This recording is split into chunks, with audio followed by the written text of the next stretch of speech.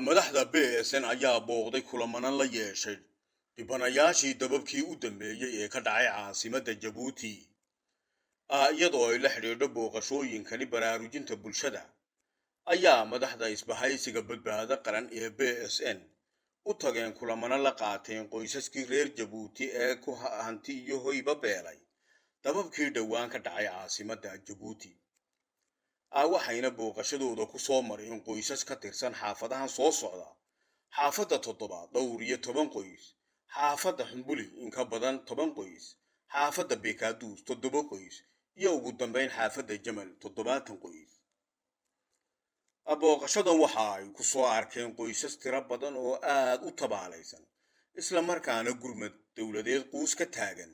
afar sababood oo waaweyn awgeed ayayna quus uga joogaan waata koowaada dhibaatooyinka dabku ka dhashay waxaa saldhig u ah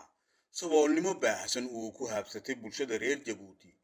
taasi oo ka dhigtay dad aad ugu nugul musiibooyinka kala duwan sida dabka iyo cudurradaba laba xukuumadda oo ka gaabisay in nidaam iyo wadooyin ay u samayso xaafadaha taasi oo keeni lahayd in si fudud loo xakameeyo dabka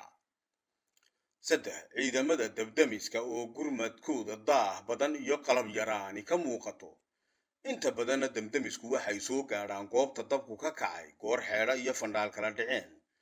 iyagoo oon sideen biyo ku filan oo dabka lagu xakamayn karo taasi waxay keentaa in khasaaraha dabku sii kordho halkii laga xakamayn lahaa tusaale ahaan dabkii ka dhacay dhowaan xaafadda Jamal haddii ayna ciidamada dabdamiska ee ajaanibku ayna u soo gurman lahayn xaafadda oo dhan ayaa guman lahayd ama shufbeeli lahayd afar gurmadka iyo gargaarka bini'aadanimo ee dabka kadib oo aad u liita